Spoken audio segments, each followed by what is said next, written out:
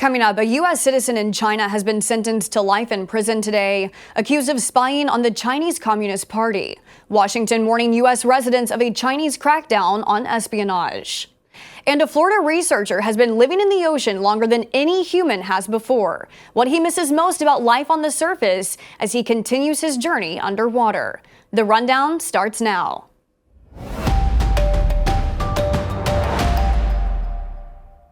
This is Straight Arrow News, bringing you unbiased, straight facts. I'm Kara Rucker.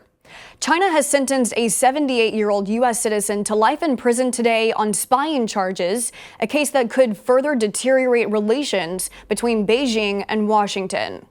While details surrounding the arrest are unclear, there have been recent warnings from the U.S. that U.S. citizens and companies based in China could become targets by the Chinese Communist Party as China cracks down on espionage under leader Xi Jinping.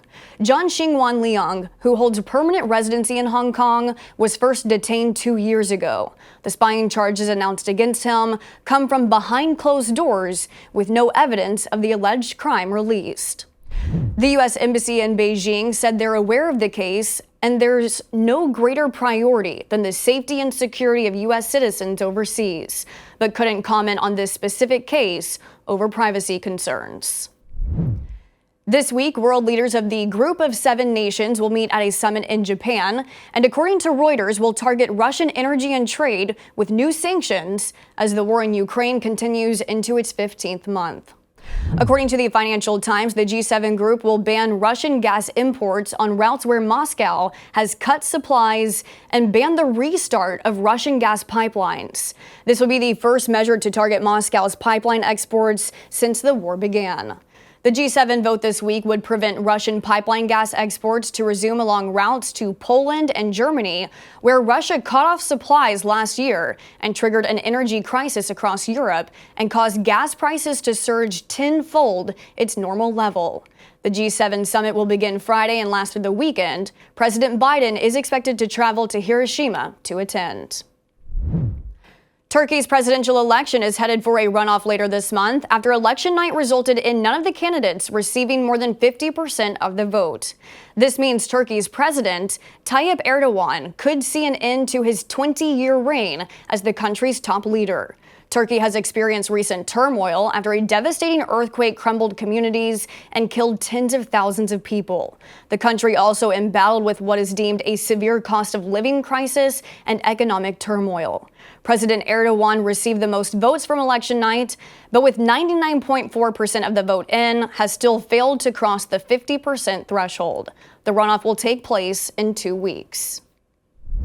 Over the weekend, Myanmar and Bangladesh were hit with a powerful tropical cyclone, reaching Category 4 wind speeds of up to 155 miles per hour as it moved ashore, and 175 mile per hour winds at its peak intensity before landfall.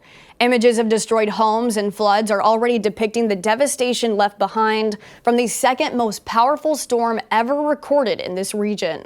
Past cyclones have killed tens of thousands of people by flooding heavily populated and low-lying areas. Floods and mudslides continue to pose a deadly threat as the waters continue to rush inland.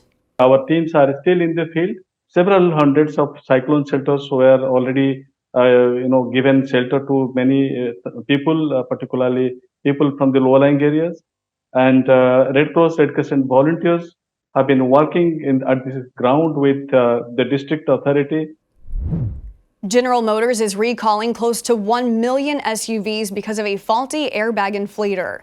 The recall will impact the Buick Enclave, Chevrolet Traverse, and GMC Acadia from the 2014 to 2017 model years. It's part of a push by federal regulators to recall 67 million defective airbag inflators because they could explode during deployment, according to the National Highway Traffic Safety Administration's 8-year investigation. But the airbag manufacturer, ARC, says they disagree with the agency's recall and are now refusing to comply, saying in a statement after extensive field testing, there was no defect found. While GM is complying with the recall, the NHTSA will hold a public hearing next and then could take ARC to court to try and force a recall. A diving explorer and researcher out of the Florida Keys has now lived underwater longer than anyone else in a new world record. Dr. Joseph Deturi has been living in this underwater vessel for 74 days, conducting daily experiments in physiology to monitor how the human body responds to long-term exposure to extreme pressure.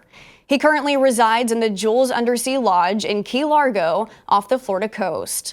The researcher says there is one thing he misses most about life on the surface, and that's seeing the sun.